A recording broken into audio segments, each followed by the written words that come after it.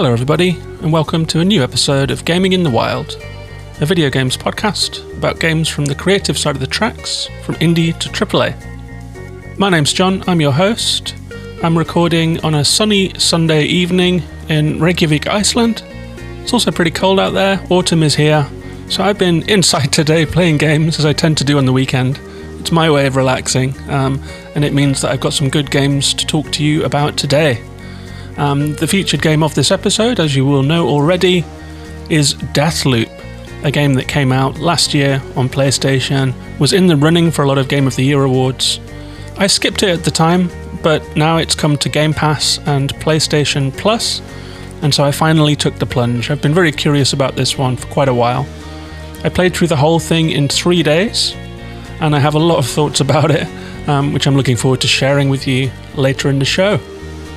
But before we get to that, I will, as is the custom on this podcast, run through a couple of other games that I've been trying out in the last week, a couple new releases, a couple of fresh arrivals on Game Pass, a couple little indie games that I've been picking up and playing.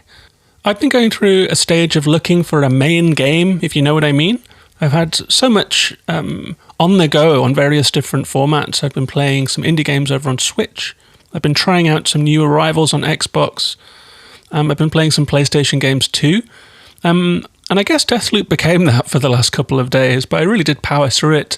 So I'm still looking for a main game, I suppose. But in the last week, I've been playing Blossom Tales 2: The Minotaur King. This is a game that came up on the show's Discord when we were having a conversation about some of our favourite Nintendo-inspired games. Someone mentioned Blossom Tales as a really good 2D Zelda-inspired action-adventure, old-style RPG with pixel art and so forth. It turned out that a new Blossom Tales has just come out, Blossom Tales 2: The Minotaur King. And so I actually emailed the devs and got a code for this one, so thanks very much for that. I've been playing it a little, and I have to say, I'm pretty impressed with this game. I'm an old-school Zelda fan. A Link to the Past was my introduction to the series, and kind of my way into really falling for Nintendo, I think, in some way. I have a lot of space in my heart for that game. And Blossom Tales 2 is a directly inspired Zelda-like that wears its influence on its sleeve. I think it borders on being a clone, but I don't say that in an ungenerous or belittling way. It does everything that A Link to the Past does, and it also adds some other stuff too. So there's familiar things like the sword, the way that Link wields the sword in Link to the Past is similar here. You can charge it for a circle attack. You get bottles to mix potions. You're cutting down grass and getting little hearts. You get heart fragments. The inventory looks similar. The artwork looks similar. But this game opens up a lot quicker than The Link to the Past, I think. You get some abilities pretty early on. You're straight into some pretty cool dungeons. The world is quite nice. And I have to say that I played A Link to the Past not that long ago on Nintendo Switch Online, and it was a joy to play it again. It's lovely to see it on the Switch, but it's not a full remaster. You know, it's emulated on Switch, and so it's kind of squashed onto the screen. It doesn't fill the whole screen. The colours look a little dim and old, like the palette has grown since that game was made. And what Blossom Tales does that I think is impressive is that it really updates the whole experience. So the color palette is very different. It fills the whole screen. It really pops visually. And while it still does have that 16-bit style, they have built on it. And so I know that Nintendo did remaster or remake rather Link's Awakening to try and bring 2D Zelda into the modern day. And you know, it looks different. It plays different.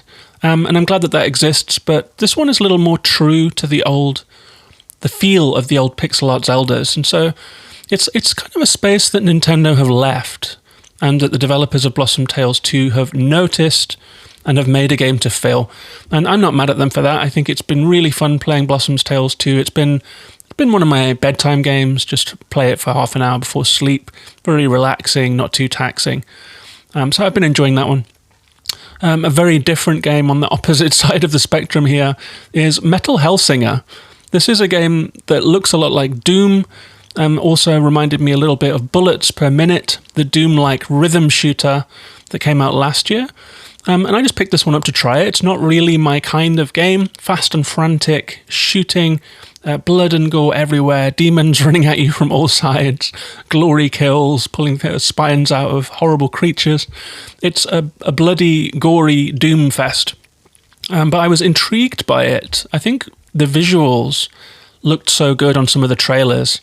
I love that this is a rhythm shooter, which means if you shoot on the beat, you get bonus damage, which you really need. Otherwise, you're just going to be burning through ammo, doing minor damage.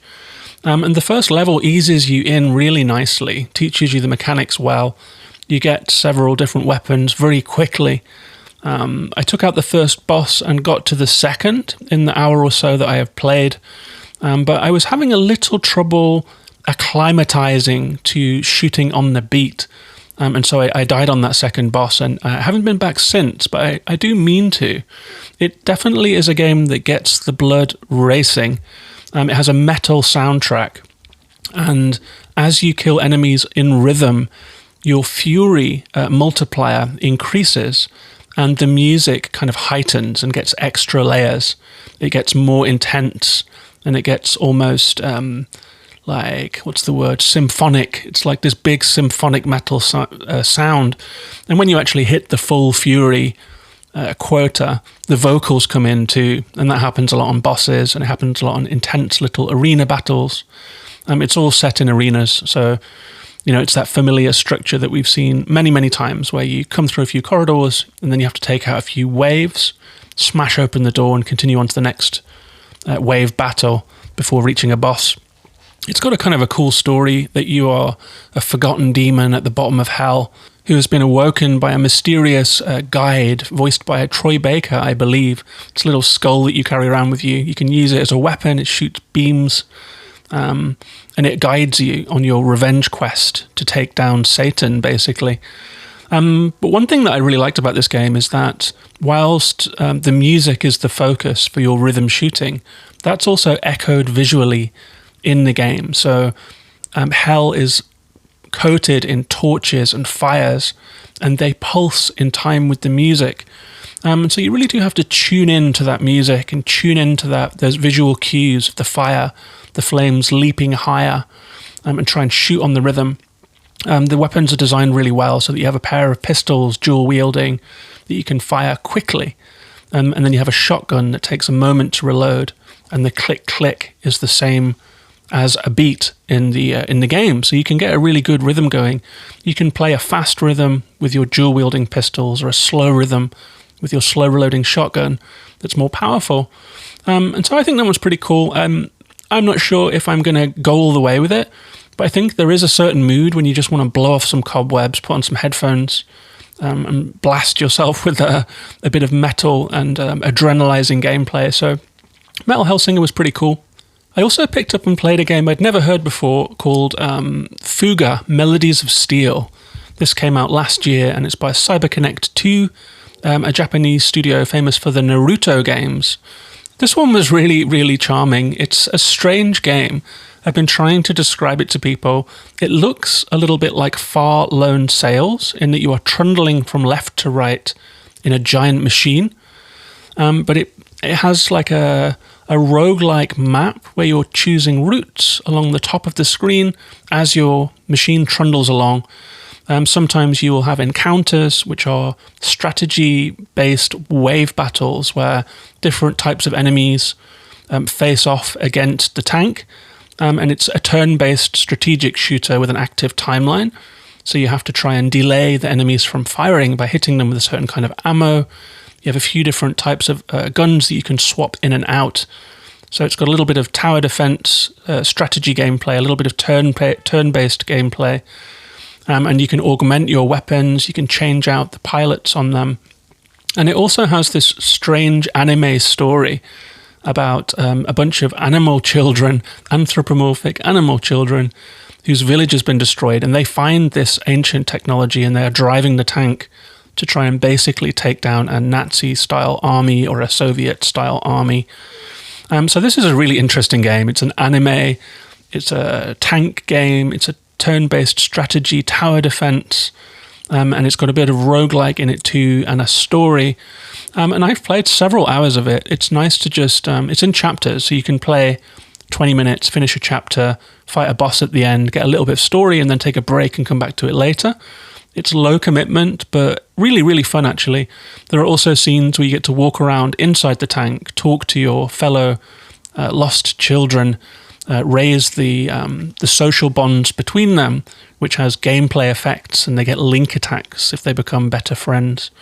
So I recommend that one, Fuga. If I get all the way through it, it might end up being a full episode. I certainly feel like it's more likely that I'll be playing more of that than Metal Hellsinger. Fuga is a little more in my wheelhouse, a little bit less of the Twitch responses and fountains of blood and so forth. Kind of chill, a nice chill game on Game Pass.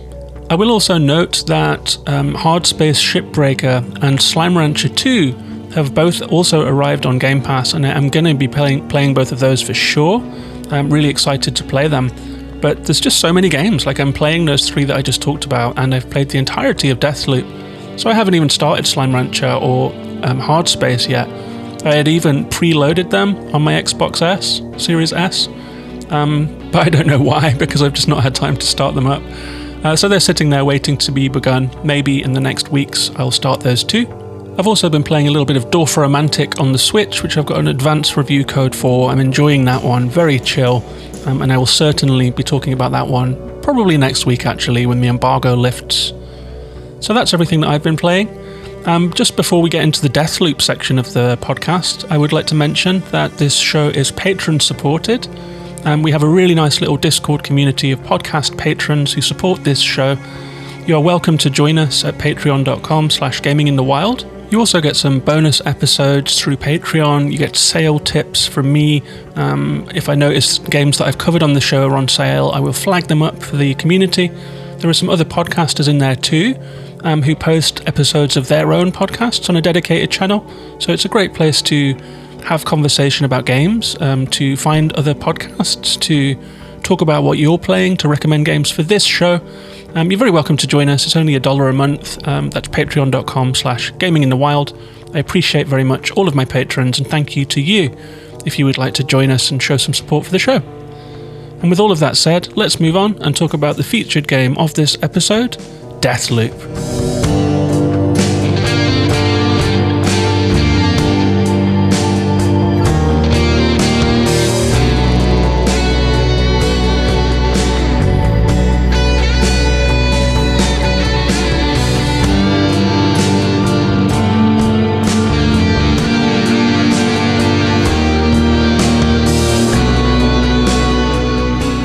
So Deathloop is a game that came out last year. In 2021, it is by Arkane, and specifically Arkane Lyon.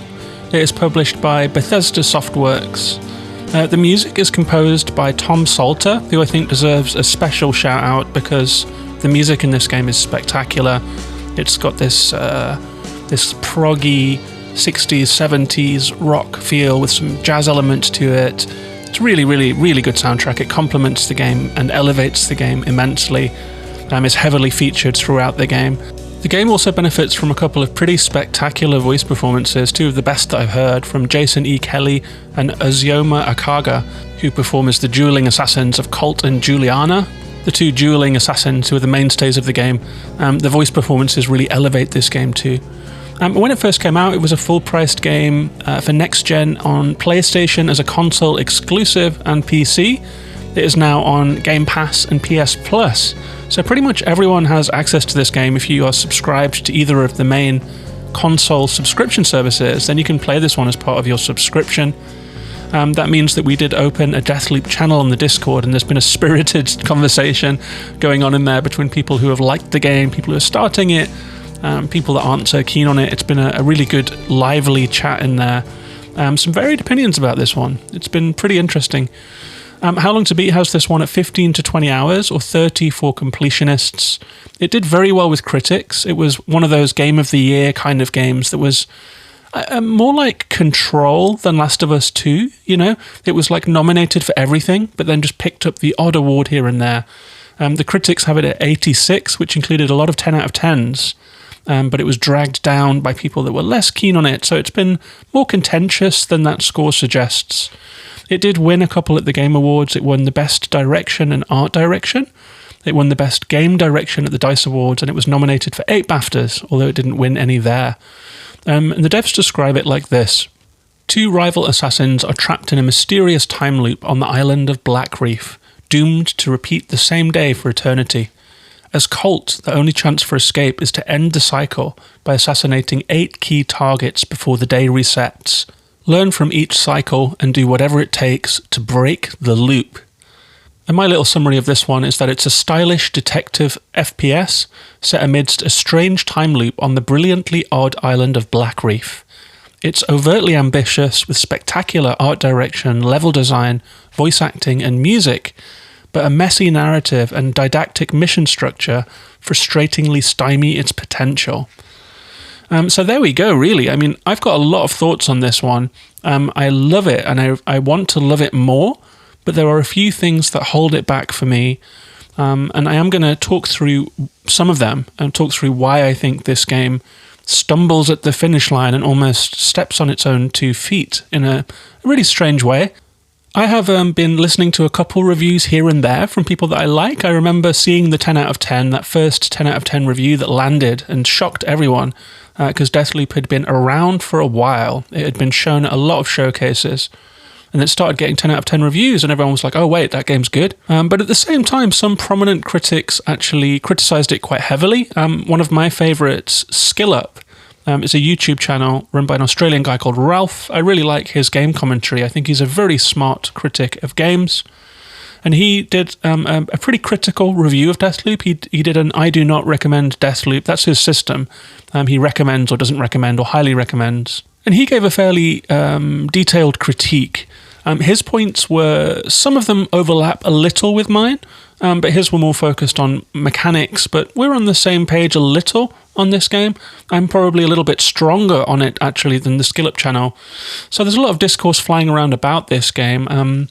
One of the things that I have heard whilst watching a video on YouTube was that for Arkane fans who've played Dishonored, who've played Prey, who've played the previous games, Prey, Mooncrash, Dishonored 2, the Arkane classics that have a real strong cult audience, I would say, feel that this is perhaps Arkane trying to take a step up into the mainstream.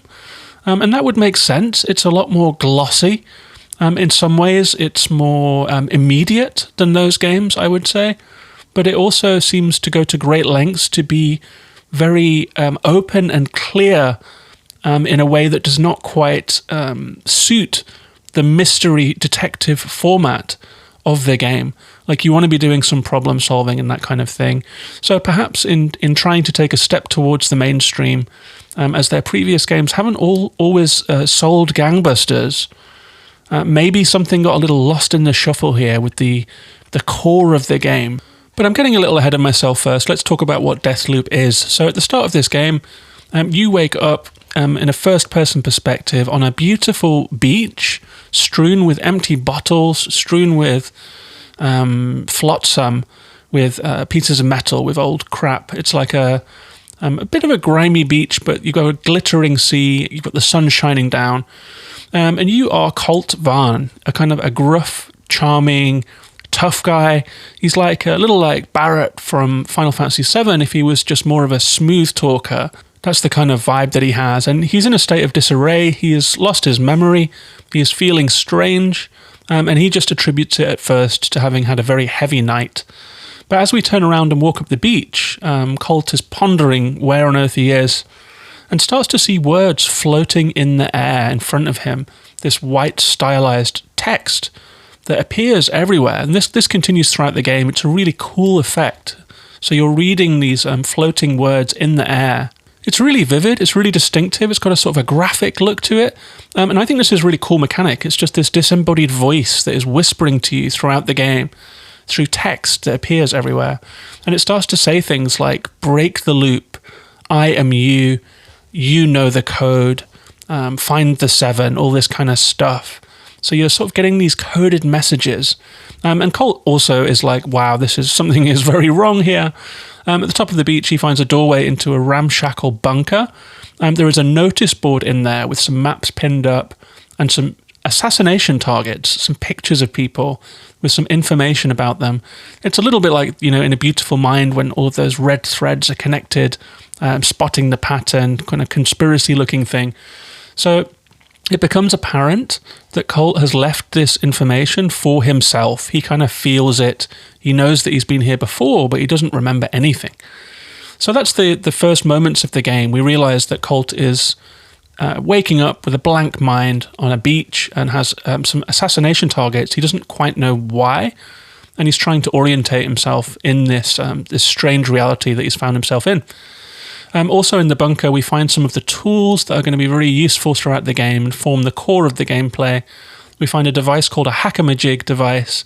It's like a walkie-talkie looking thing with some tape wrapped around it, like a janky little hacking thing. You can use it to open doors. You can use it to override scanners, turrets, that kind of thing. You can use it to make devices start to give off sparks, which will be useful for forming distractions. He also finds a machete, and he finds a janky old machine pistol that kind of jams up a lot and kicks back a lot. It's like a bottom of the ladder gun of the arsenal that you will end up wielding throughout the game. And most interestingly, he finds a couple of special abilities, one of which is a little purple disc called a trinket. He plugs it into one of his 4 trinket slots, and he can now double jump. So right off the bat, you get a beautiful bouncing air jump, a double jump in this game, which just feels fantastic. He also finds a slab. This is a strange little obelisk about the size of a hardback book. And this is some kind of experimental seeming technology. When you pick it up, it kind of wraps around your arm. And the disembodied voice and maybe a little bit of tutorialization, although very light at this stage, I would say, tells you that this will revive you 3 times if you die throughout the day and return you to seconds before your death. So you get a couple of lives. And this refreshes when you go from place to place. So there's a little bit of a lives system at play here. So if you die, you can kind of save a little bit of your progress before you're just done and you have to start again. Colt also notices that he has a couple slots for slabs, and so this is the first slab that he's finding, but there are probably going to be more and with different abilities throughout the game. And I think I should say at this point that pretty much all of the plot stuff is a spoiler. So I'm really going to skate around things. I'm going to talk around any plot stuff because part of the fun of this early part of the game, and it is really fun, is Colt's journey into figuring out who he is, where he is, and just what the hell is going on. But I am going to give just a couple more little nuggets. They are in the marketing material for the game. They are in the first lines of the wiki page. So I'm not spoiling them, but for those of you who are sensitive, who would like to experience this with a completely blank slate and has somehow managed to dodge trailers and that sort of thing in any chat about the game at all, if you want to go in completely blank, maybe dip out here, go play the game, come back to the podcast later. No big plot spoilers, no big plot points, just a couple of basic mechanics that are commonly known. So from here, Colt decides to go to his apartment to orient himself. It turns out that he has access to a series of tunnels that will lead to a few play areas. And he decides to go to a region called Updam. This is like a residential area. It's where his apartment is. He wants to just find some info. But on the way out of the tunnels, he's radioed by Juliana, a mysterious, spiky, angry antagonist, and she starts to hound and taunt him. She calls him a traitor. She says she's going to kill him. He doesn't remember who she is. He seems confused, but also to find it oddly familiar. All of this has happened before, and Colt kind of seems to know that from the start. It becomes apparent something weird is happening in Black Reef here. To cut a long story short, Colt ends up getting killed and wakes up on the beach again. And this is our introduction to the basics of Deathloop. It's in the title. This is a time loop game. Colt is pretty pissed off to have been murdered. He's like, fine then, I'm just going to carry out this plan, try and stay alive. And off he goes. We get a little bit of basic information about the targets, just a set of oddballs known as visionaries, but there are really more questions than answers here. We don't know who the targets are. We don't know why Colt wants to kill them. We don't know why Juliana wants to kill Colt. And so the basic open questions of the game are starting to be spelled out here. Why is time looping on Black Reef? Who is Colt? Who is Juliana? Who are the visionaries? And most pressingly, how to assassinate them all in one day, which seems to be the mission here. At the end of the day will reset and Colt will wake up on the beach again. And that's the basic structure of this game. You're trying to figure out how to assassinate a bunch of different people in different areas with different schedules and things like that in the course of one day before that time loop resets. And you're also trying to figure out why you're even doing this and get to the bottom of why Juliana seems to know you and wants to kill you. So it's a compelling mystery, honestly, and I was pretty sucked in from the off with this. I really enjoyed these first few hours of the game. I really like the presentation. I love the personalities. Colt and Juliana are so well written and so well voiced. Their banter flows really easily. It's super cool, kind of cinematic and not at all stiff. You know, if you think about some of the games I've been playing recently, like Final Fantasy VII, the dialogue is just, it's like it's been put through Google Translate and then read out by anime-style actors, and so the emotion is all over the place, the script is all over the place, and it's a strange cartoony style of writing. And here in Deathloop, we've got a very fluid, very slick script and some wonderful voice acting that just feels very off the cuff. It feels natural.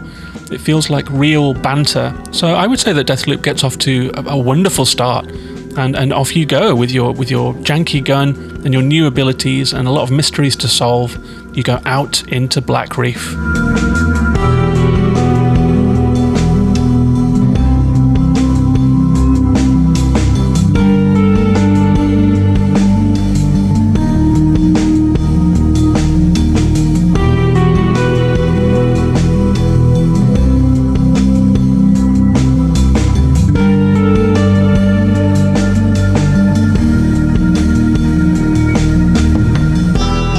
And this is when we get our first real taste of what Black Reef is.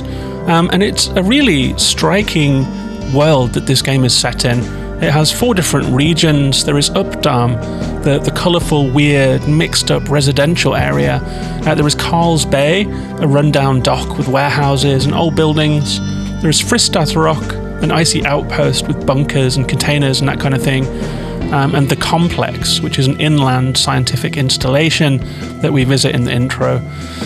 Each one is home to some visionaries, and so you have to just walk around, take in the scene, try and stay alive. They are covered in cultists called Eternalists, but really walking through these areas and exploring them is for sure one of the most fun parts of this game. I mean, Updam looks like some weird Victorian brick buildings, like old buildings somehow. They're perched up on high cliffs, and it looks like a semi-abandoned European seaside village, with little winding streets and rocky areas and railings and viewpoints. It's really cool and fun to walk around, but it's also been repurposed and has this 1960s super kind of retro-futurist thing going on. There's a lot of pop art around. There's a lot of surrealist imagery everywhere. All of the architecture is really noticeable. There are clubs and bars. There is a candy bar with this strange candy dispensers. It's like a bright designer bar interior, quite plush. There are parties going on. There is a stage set up for a gig later and that kind of thing. And then, it contrasts with the different areas, like the Complex with its containers and dish arrays and laboratories, Fristath Rock with the icy shoreline and icebergs floating in the bay, with guards huddled around fires and that kind of thing. And then there are art installations in some areas that look like Dada surrealist works with rooms full of TVs with eyes looking around, black and white eyes looking around.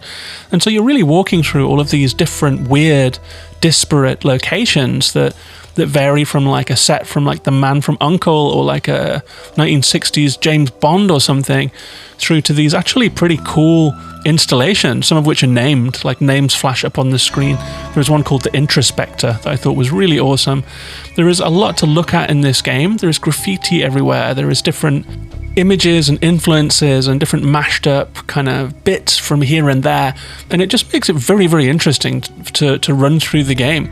And we will be revisiting those areas again and again in the game, but I just wanted to give a big shout out to the design of Black Reef. It feels like a place. It's such a strange environment, and it's such a strange mixture. If you look up into the sky, you can see a giant ring machine sending off these strange prismic coloured vibrations through the sky. There are anomalies dotted around the place that kind of flicker strangely, and the whole thing just feels super engaging and surreal. I think that this game is a real triumph in that sense, that it's just so beautiful to look at, basically.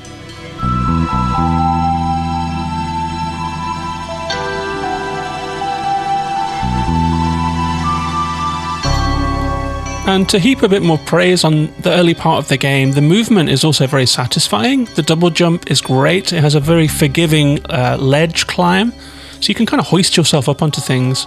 A little bit like in Stray, you know, if you look up the side of a building, you think, I could get up there. I could get on top of that air conditioner and then up onto that roof. It's very much like that, but very, very fast and immediate. Mirror's edgy, I would say, but better. The run speed is really satisfying. There's a little jinking dash that you can do to the left or the right when you're running to dodge obstacles or run around things. You can vault over things effortlessly and slide under them. You can do a great ground slide. And then there is crouching and creeping and stealth. And you can customize and power up all of these things using trinkets that you'll find as pickups and that sort of thing. So the movement is great. And it really leans into the excellent level design. There are alternate routes everywhere, like over broken walls, locked gates that you have to clamber around over improbable cliff edges. You can get up onto the rooftops. You can go through like sewer system type stuff. You can go through alleyways and jump in through windows. And you're going through interiors and exteriors, rooftops, alleyways. It just feels great. And you quickly get a sense of these places. You remember routes. You remember where there are guards. You remember how to get around them. You remember where there's a vantage point or a shortcut. You're ducking in and out of cover. Moving in this game feels great. The character movement is spectacular, and the level design is really noteworthy.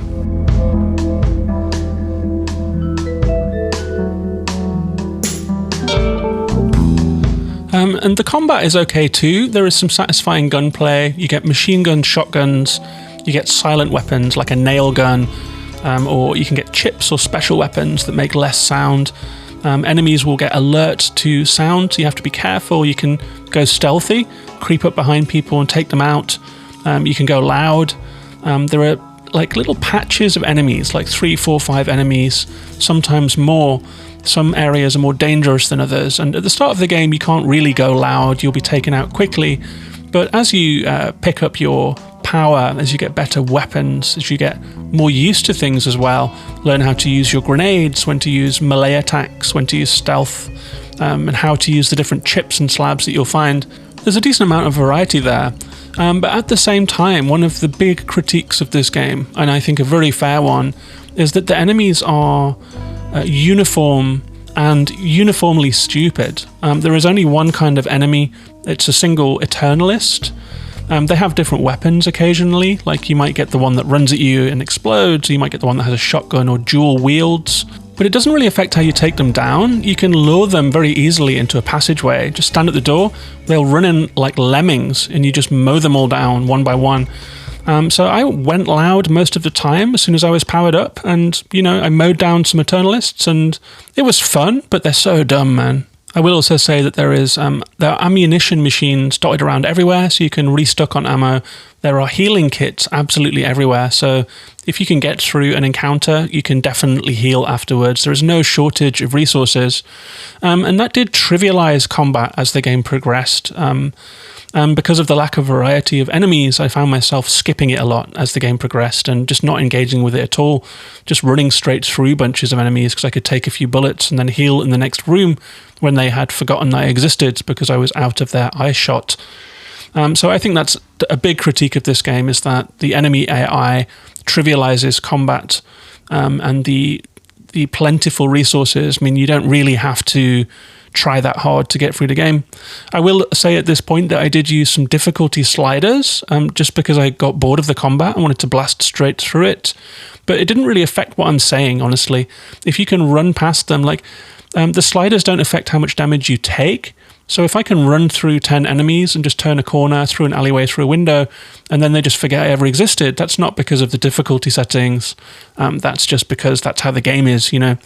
I actually, in the end, switched on this one-shot tick box because I was so sick of the combat, actually, and found it to be just a tedious roadblock to the story. I just thought, I just want to kill them as fast as I can and get the clue that I need and move on, which I guess is a slight indictment of the combat design here, that I just didn't want to engage with it really, and found ways to bypass it, either by avoiding it in game or by using the difficulty options to make it easier so I could just blast through it. The next thing to talk about here really is the game's structure, and the way that time is managed in this game, because it is a time loop, and so time is all important. I guess we've all played probably games like Majora's Mask or Outer Wilds or Returnal, or the many other time loop games that have sprung up lately. I think Outer Wilds is kind of the gold standard for this kind of game. It mixes detective mechanics with a time loop that cannot be stopped, and you will die at the end of that loop. And in that time, you have a lot of leeway to go forth and gather clues and try and piece together the mystery. So you could say that Outer Wilds is the gold standard for what Deathloop is trying to do on some level. But Deathloop takes a very different approach. At first, it seems like it's going to be a big mystery. I was thinking, oh God, I'm really going to have to... I was playing through the game and suddenly I thought, I don't really know much about who these targets are and their movements. I feel like I'm going to have to be shadowing them around town, finding a moment where their back is turned, finding secret moments when they are grouped together so I can take out a few at once. And I'm really going to have to get out a pen and paper and work on my strategy here. And that was slightly intimidating at first. I thought this is going to be a game that requires a lot of me, it requires a lot of concentration and repetition. But as I got into it further and realized what the game was actually all about, it kind of has the vibe of a detective story where you're going to have to be using your intuition and using your observation, using your lateral thinking and problem solving to solve a difficult situation. Not the case. The game serves you up quest markers that appear in world. So if you just look around, you can see a red dot somewhere. You think, okay, that's where it is. It tells you the distance to it. You go there, you find something, you go back to your base. It's plugged in to a kind of an automatically generated database of all of your clues. You don't even have to figure out where to go next because the game will then serve up where to go next. So you go, okay, I'll head to the next one. You head to the next map marker, you find a password, and then it tells you what that password is for. And then you go there and use the password and find something else, another password, a clue, another clue that leads to another clue, which leads to another password. And so you're really just following map markers around. And whilst that definitely makes the game more accessible and much more easy, it also means that you can completely switch off that part of your brain. It's not actually a detective game at all. You don't have to really even read the clues. You could solve this mostly by following map markers. There's a very small amount of investigation where they might say there's a hidden door somewhere by the shoreline or whatever. And so you go to that area, you search the shoreline, you find the door. That's about the limit of how creative you're going to have to get here. And I have to say, it was a little bit disappointing. At first I was slightly dreading it. I was like, oh God, I wonder if this is going to be hard, if I'm going to have to be, really working overtime to figure this case out. It turned out to be the absolute opposite. And whilst it is definitely more accessible, you can really tune out of this game and follow the map markers around. It led to me feeling a little bit like I was being led around by the nose, just executing tasks that I was being told to do, rather than actively untangling the mystery in an active sense of putting clues together in a specific way, using my own brain, my own little old brain here to try and figure out the order to take people down in, how to find them at their weakest moment. It was all just kind of fed to me. And so it felt like, it didn't feel like pinning up notes on a notice board and photos and connecting the dots. It felt like hammering together a jigsaw puzzle that only has 9 pieces. Is pretty much what you're getting here in that side of things.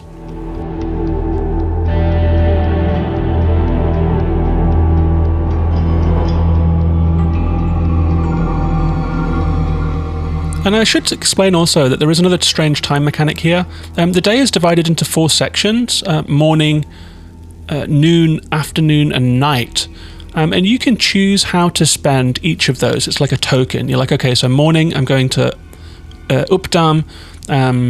Noon, I'm going to Fristadsrock. And you can spend as much time as you want in any of those locations. And then when you're done, you come back to your tunnel entrance, you go back into the bunker, and time moves on. You get a little animation of the sun moving over a relief map of Black Reef Island. And there's a loading screen every time you come back, and that's where you see a picture of Colt leaning over his notice board. You can use your different tools, you can use different chips in your weapons, you can change around the slabs that you have, that kind of thing. So you can do a little kind of retool, and then out you go again into the afternoon or into the night. And the areas do change at different times of the day. That's part of the puzzle, in inverted commas, although the puzzle is self-sabotaging in that it solves itself for you.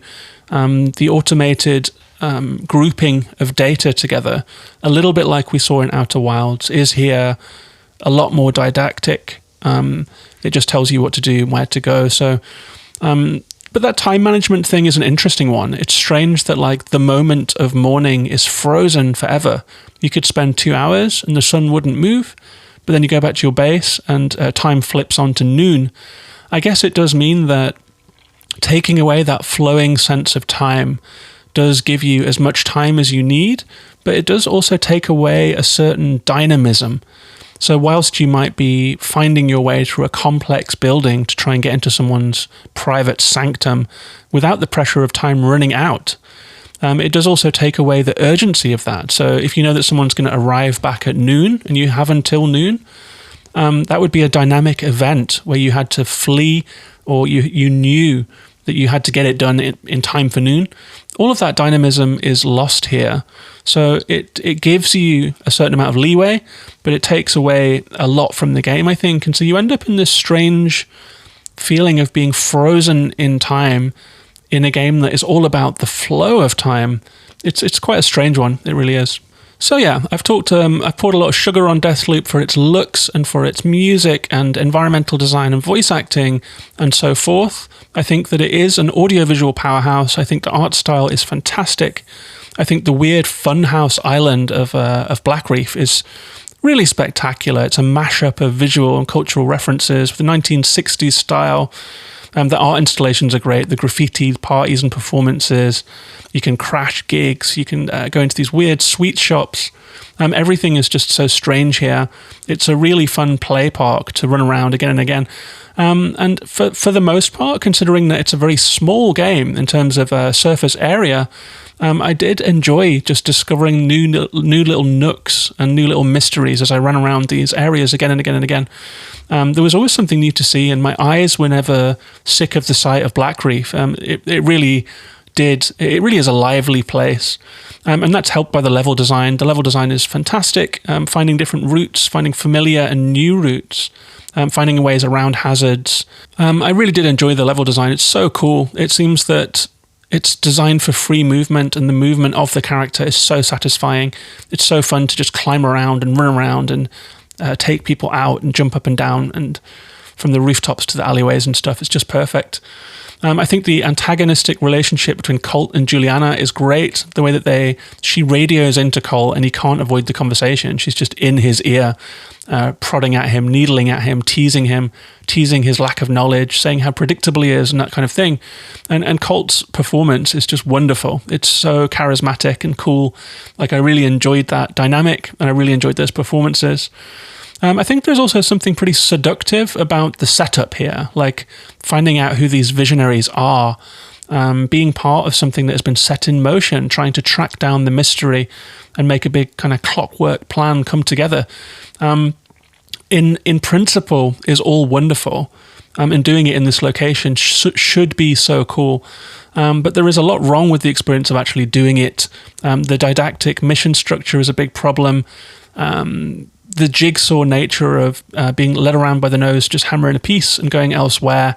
You're told what to do every turn. And it wants to appear to be a complex web of people that are interacting with each other. When you get into their offices, you can read their communications with each other and that sort of thing. You never really see the visionaries until you have to blow their faces off, basically. But you're constantly moving through their spaces, learning about them through their conversations. It's like raiding someone's chat history, in a way, is what you're doing with these visionaries. People that you don't know, and learning who they are, learning what their dynamics are and that sort of thing. But it feels a little cold in a way. It's like the visionaries are fantastic characters, these 7 key characters with such strong personalities and such different ideas and ideologies. But we encounter them only through voice notes, short texts, and through killing them.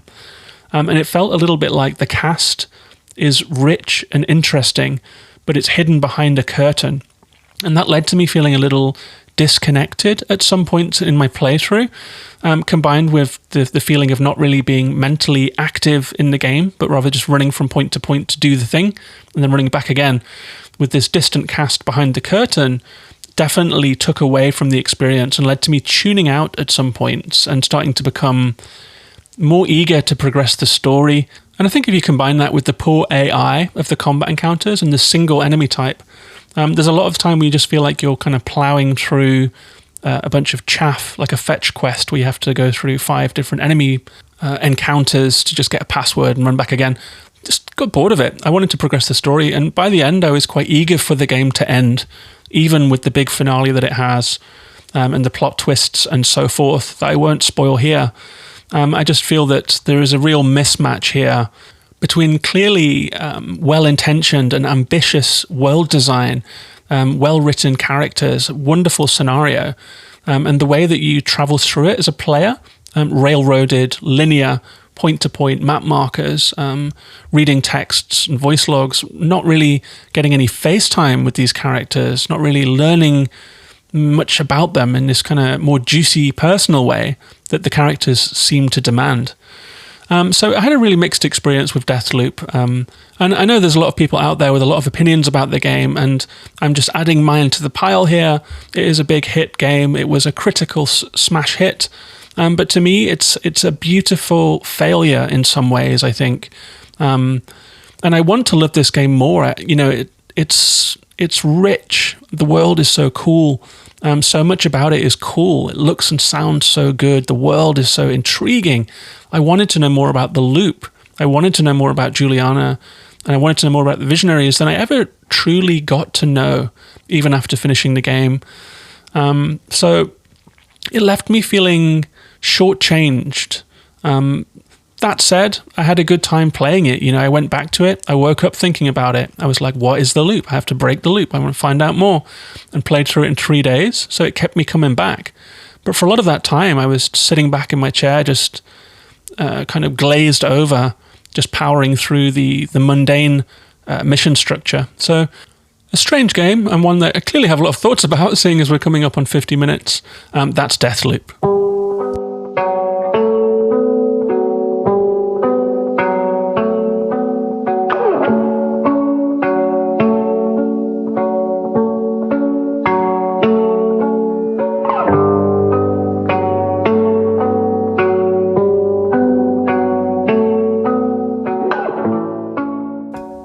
And as I said earlier in the podcast, I've been tiptoeing around a lot of the meat of the game here, about who Colt is, about who Juliana is, etc.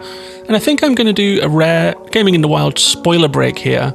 So if you have not played this game, if you do not want to hear what is going on Black Reef, I would suggest that you tune out now if there is any chance that you will play this game. It's a game that the central thrust of the interest in it is getting through this mystery. And so you don't want it to be spoiled. So if you're thinking you might play it on Game Pass or on PS1, PS Plus rather, tune out now.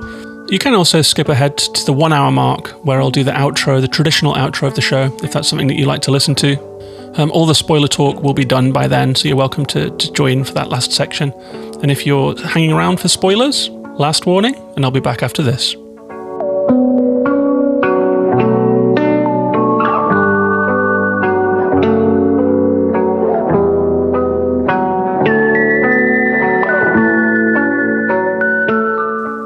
Alright, so this is post-spoiler break now. There is no holds barred. This is the spoiler zone. If you're still here and haven't played Deathloop, last warning. Otherwise, I thought I would just talk through a little bit about what's actually happening on Black Reef, just to try and process it myself as I finished the game just a couple of hours ago. I actually realised later on in the game, there was a point at which I thought, am I supposed to know what Eon is yet? Eon is something that is mentioned a lot. It is the project. It is the project of the Visionaries. And it turned out the answer was yes. I did actually miss a key early file. It's right under your nose when you watch a little educational movie in the complex, and I just missed it. I will say that another critique of the game is that there are files everywhere. There is clutter everywhere. There are burgers and fries and bottles. And there are also audio logs and files that can completely shape your understanding of the island. I missed one, but I've dug it out here and I'm just going to read it out. But it turns out that basically Cult is former military, that this island of Black Reef was an old fishing village, and it's maybe somewhere off the coast of Russia or Alaska or somewhere like that. It's an old fishing village. The military moved in because of temporal anomalies. They started up a test program, of which Colt was a member, called Operation Horizon. You find old military documents detailing their travails and their ultimate withdrawal from the island. I never found any documents about how the Visionaries moved in. I've even looked in the Deathloop wiki just before I did this podcast. So the military pulled out. There is a ... question mark. Maybe there is more information in the game, in one of those safes that I didn't get to or something like that, that explains how we ended up with the Visionaries and Eternalists. I mean, I surmise that maybe word got out that something strange was happening here, and perhaps the weird artists and entertainers and all of that stuff just flooded in. Maybe it's more in the story of the Visionaries. There is one who is the funder of the Visionaries. And so, I don't know, there's some plot points that I am missing here, but I didn't go all the way down the rabbit hole. I kind of was rushing through it by the end, and so it's possible that I've overlooked some stuff, but I'm just going to run through some of this. So, the note that I missed says, Eon, it's a way of life, it's a state of mind, it's the future. On our exclusive island, isolated from society's impending destruction, we, the Visionaries, have assembled the greatest group of similarly minded people to host an event the likes of which has never seen before, ever. Eon's cutting-edge technologists, artisans, and mixologists will turn the island of Black Reef into a pleasure-seeker's paradise, an endless repeating day of delight and debauchery, enjoyed free of consequence and prosecution. Don't save civilization, escape it. Eon can be your lifeboat and pleasure cruise with 1 million destinations, every one of them fun. So this seems like, if the military did pull out, the timeline isn't quite there, but it certainly seems like a well-funded group of technologists and artists and bohemians and philosophers and rich people all just kind of moved in together in some kind of world's end Burning Man party, had some kind of technological breakthrough or employed abandoned military technology and new scientific data to try and perhaps arrive at this eternal life situation. They talk about an amortal lifetime, the party of an amortal lifetime. They use the word amortal, so outside of mortality. Not immortal as in lasting forever, but amortal as something else. So that's like my rough understanding of what's going on here. But I also dug out a little rundown of who these Visionaries are. There is Colt Vaughn. He is the previous head of security of the Eon program, who seeks to break the loop and escape from Black Reef. So he wants to get out. There is Juliana Blake, Eon's archivist and now head of security, who is hunting Colt. So she took over Colt's job when he went rogue. There is Igor Serling, the founder of the Eon program and self-proclaimed pseudoscientist. That's really interesting. So he's one of the people that had this breakthrough in terms of the temporal science that created the loop. Whether it is intentional or an accident, I'm still not quite sure. Dr. Wenji Evans, Eon's head scientist and the builder of the loop machine that generates the time loop. So that suggests that it's intended. I didn't poke around too much in Wenji's notes. I would like to know if she was trying to create a time loop or if a time loop was a byproduct of her trying to fiddle with time in some other way. Then there is Harriet Morse, the leader of the cult of Eternalists. So she's the most witchy. She's doing sacrifices down by the bay. There is Ramblin' Frank Spicer, a former mobster turned aspiring rock star and host of Black Reef's only radio show. Like how Ramblin' Frank ended up in the mix with the Eternalists, I have no idea. Fia Zborowska, an experimental artist and junkie apparently. Alexis the Wolf, he's the final one. Eon's hard-partying financial backer. So it's almost a little bit like a fire festival of like scientists and technological geniuses with just a mishmash of randoms. And that maybe Alexis, the financial backer, has put these people together. He's brought the techie people, he's brought the party people, he's brought the artists who are going to set this whole thing off, and it's just this weird, like pseudo-cult-like, pseudo-scientific blowout. So maybe that's what's actually happening here. It's quite an unkempt story, I would say, you know. And now that we're in the spoiler break, I think discussing the twist and the ending is fine. I mean, there is a bait and switch here throughout the game. We are thinking that Juliana is an ex of Colt and that she's angry with him because she's super angry with him. And he's like, we must have slept together or something. He's kind of thinking that's what's going on. Turns out that's not the case. He had a lover on the island who left and who died. But he had a daughter with her on this island, and Juliana is that daughter, and that's perhaps why, seeing as Colt is partially immune to the effects of memory wiping that the loop has, Juliana is fully immune, and so the two of them are the only people that can exist in the loop with any memory at all. And so it turns out that, you know, there's a whole family thing going on here too, that Colt kind of went mad and was trying to kill Juliana to free her from the loop. That was his theory. And so his larger theory is that if you wipe out all of these visionaries and then break the device that's causing the loop, you can get rid of this like eternal day that I guess must have been torture for him in a way. Everyone else forgot that they were in a loop, and Colt was the only one who knew, and who knows how long they were in that loop. Juliana, at one point says that she's read more books than several lifetimes. So she's probably been there for a long time. I never got a figure on that exactly. But it is an interesting aspect of this that they could be trapped together in this this cycle. Colt maybe went off the rails and decided to try and destroy it. Juliana seems more optimistic and like she wants to further explore the possibilities of this technology and of this time loop. So that's where I'm at with the story. That's where I'm at with the spoilers. I will say that I thought that the endings were bad. I think that they were sudden. They didn't really give you any closure. The fact that you can either kill or not kill Juliana, and that either way, it's a little bit of a lame, short ending that kicks you back to the start of the loop is really bad. There is actually a new ending that was added into the Xbox version. If you do decide to kill Juliana and break the loop, there is now an extended ending that you can watch on YouTube where you see Colt keeping his promise to the robot, Bit 2 I think it's called, that helps him out. And you see the other cultists kind of coming to terms with the fact that the loop is ended. Maybe that leans towards a sequel.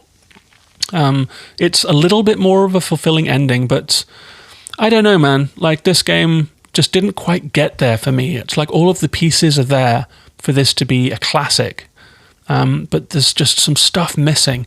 The way the story was delivered, and the other criticisms that I've leveled at the game throughout this podcast really made me quite mad with the game in a way that is quite unusual, and I guess that's why I've talked about it so long. But I'm going to wrap up here and say that this is an interesting one. It's a flawed gem, I would say, and a glorious failure in some ways. But that's my take on Deathloop.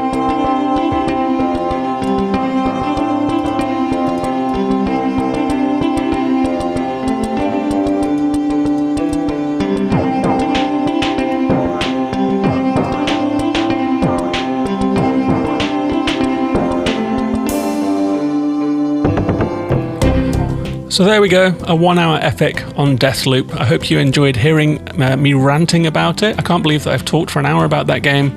It is a little bit of a therapy session this time as I finished it, and I had very mixed emotions and felt quite, quite kind of activated by it. I felt quite angry with the game, I felt quite impressed by the game. Strange mixture of emotions on that one. But there's lots more to play. There are lots more shows to come. I will be getting into a bit more Dorfromantik in the future. I'll be getting into in the next week, perhaps Hard Space, perhaps Slime Rancher. I've got lots on the slate. I've got lots lined up. I would love to hear from you guys. Tweet at me if you've got thoughts about Deathloop. You can see a few tweets from my playthrough there and reply to them, or just let me know what you thought of the game, or if you thought I was wrong on the plot points. If there's essential information that you know that I missed, then do let me know, because I feel like maybe I did race through the second half of the game because I was a bit bored. Maybe that's what happened. Maybe I just missed some essential info. But yeah, please do come and let me know what you thought of the game. You can also join up on the Patreon and join our Deathloop thread by going to patreon.com/gaminginthewild. The conversation continues. There's 4 or 5 different people playing this game. Everyone's got different takes on it, so it's quite a spirited conversation. You're welcome to join us if you join the Patreon and show your support for the show. I'll be back next week with a new episode, so do take care of yourselves and do take care of each other, and bye-bye for now. Thanks for listening. Bye-bye.